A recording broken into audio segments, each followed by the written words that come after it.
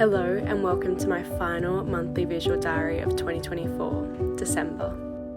I promised myself at the start of the year that I would document my life more, and while making these videos at time has been a very big, creative and mental challenge, I am so incredibly proud to say that I stuck to it. I vlogged a lot of December, so you already know how I spend most of my days, but this was a massive month filled with preparation, travel and not much free time.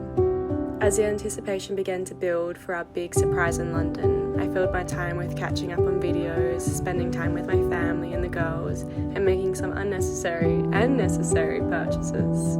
I was also lucky enough to be invited on a brand trip to Byron with Nude Lucy, which really ended my working year on a high. This year has been a little slow with work, making me constantly question my relevance and whether or not I'm good enough for the industry. However, being invited to this trip really meant more to me than the face value of it. And after 4 months of hiding, we successfully surprised Ella in London. We travelled to Tromsø, Stockholm, Lapland, Amsterdam, Brussels and Chamonix, with more places lined up for January.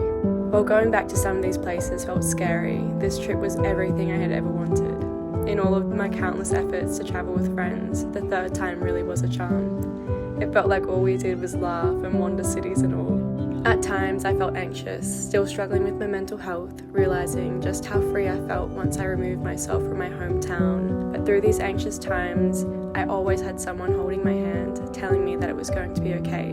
I really couldn't have asked for a better trip, but I maybe could have asked for some ski advice.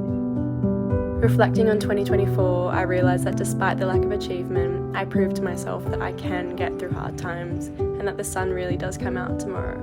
I allowed myself to rest in the hard times and recharge, learning that it's okay to ask for help. And while I wrap up the final video of this series, I want to say thank you to all of my beautiful friends, thank you to my beautiful family, and thank you for actually watching these. At times this year, I felt like a broken record, but I wanted to document every moment as real and as raw as I possibly could.